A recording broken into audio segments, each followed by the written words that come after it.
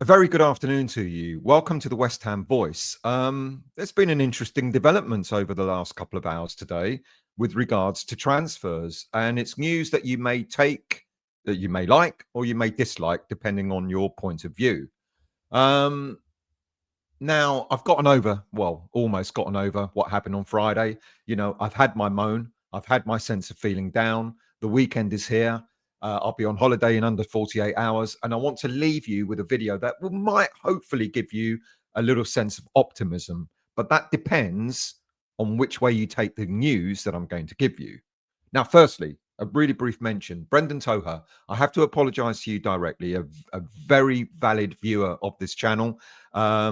And I called you out. I didn't call you out, really. I mentioned your name in my video last night, saying about, you suggested that there was toxicity on this channel, etc. But you made your point, and it was quite right that you suggested it was toxicity in the comments made on live shows. And I didn't make that very clear. So do forgive me. I didn't call you out deliberately. That wasn't the intention. You are a valid viewer, and I do value your comments as well. So I hope you accept that apology.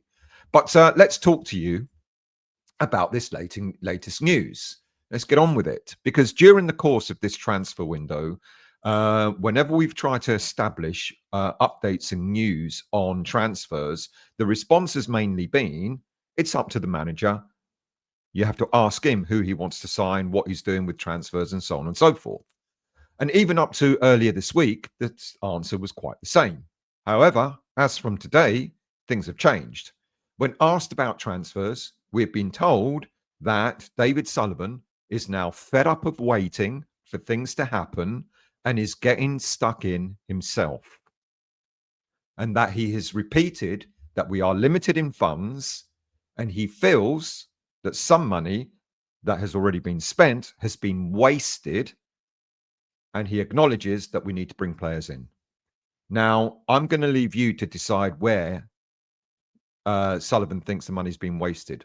Now, there's only 3 players that we've paid for. We've got 2 free agents in Carl Walker-Peters and Callum Wilson, and 3 players that we've paid for in this summer transfer window, who, of course, are Hermansen, the goalkeeper, Diouf, the left wing back, and, of course, we've had to pay a fee to make Todibo's loan spell permanent. I'm not going to go into that. I'll let you speculate where you think Sullivan believes money's been wasted. Now, the positive is that we absolutely will see transfer business being done between now and the end of this transfer window, 100%. The negative could be that Sullivan will now resort to his old methods of using the likes of Will Salthouse and Barrick Siltman to help him do business in the transfer window.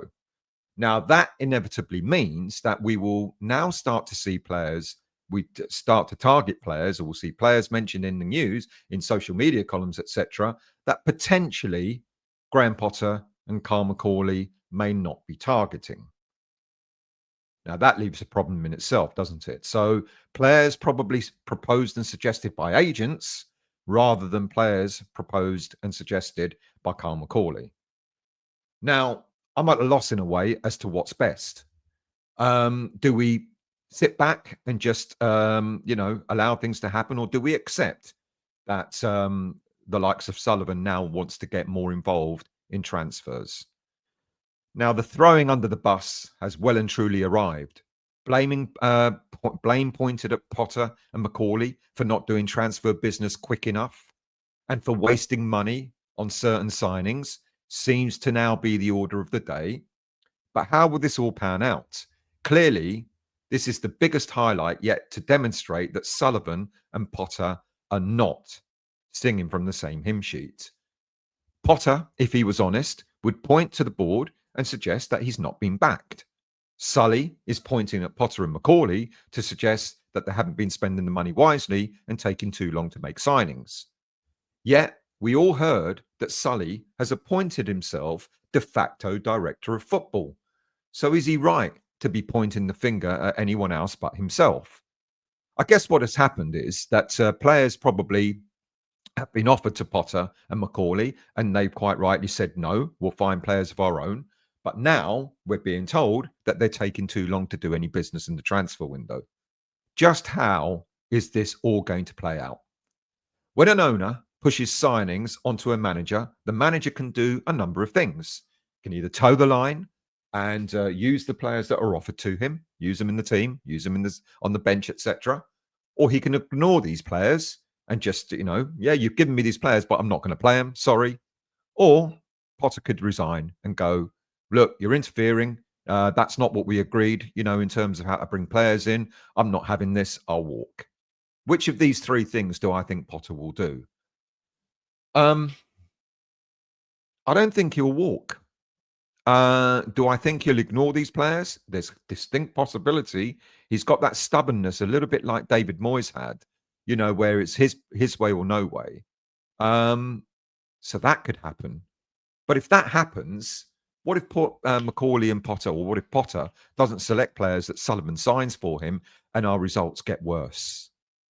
Look, even if we don't see Potter and Macaulay losing their jobs during the season, I think they're 100% not going to be here at the end of the season.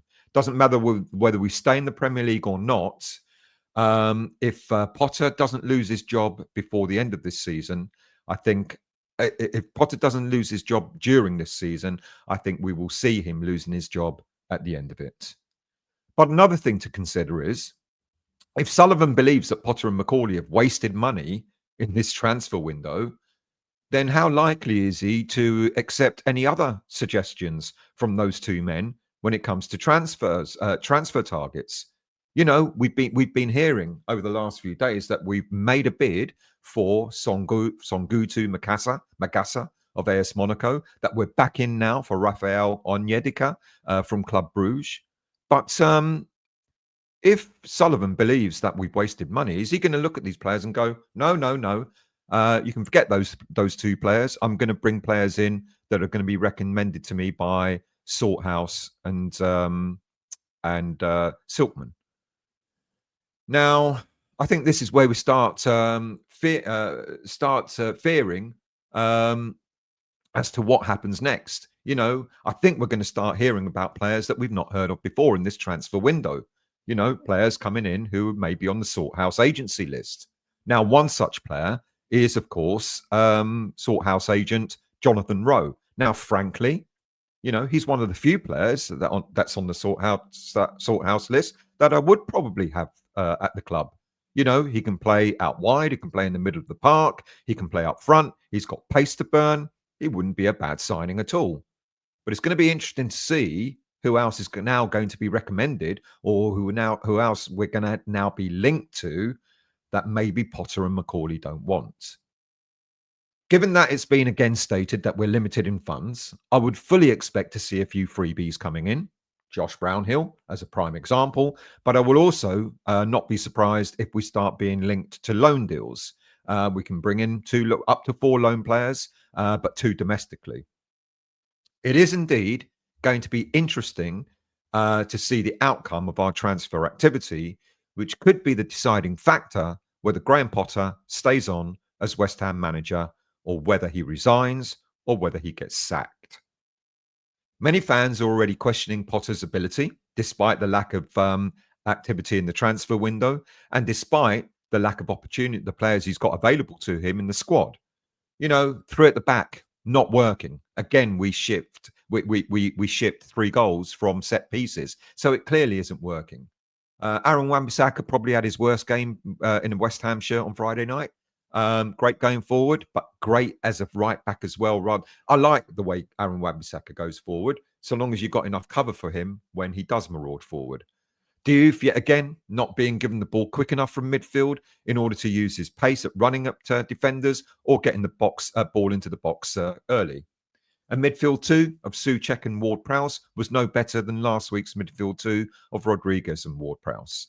Ward-Prowse getting all the game time, and not being challenged in that middle of the park. No power, no pace up front. And yes, Potter is limited in his choices, but then you wonder why he let go of the likes of Edson Alvarez and why Emerson is sitting up in the stands rather than even being on the bench. Would they have made a difference? Against Chelsea, probably not. We probably still would have lost if both those players were involved. But at least it might have given us a bit of a fighting chance.